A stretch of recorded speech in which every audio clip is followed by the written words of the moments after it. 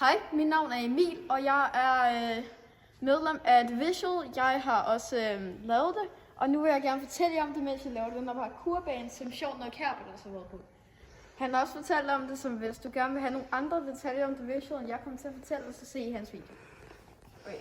Jeg er forresten ret dårlig til parkour, men The Visual, det er det, vi har prøvet at lave, som handler om billedredigering og det med kropspositivitet, og hvordan at verden måske ikke lige, man skal ikke lige tro på alt man ser.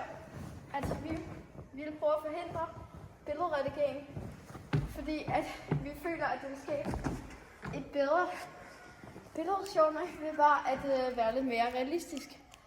Men det var en lidt dårlig forklaring, fordi jeg er lidt stresset, og jeg kan heller ikke finde ud af at lave en koldbillede ligesom her, men fuck it, jeg er bare mig selv.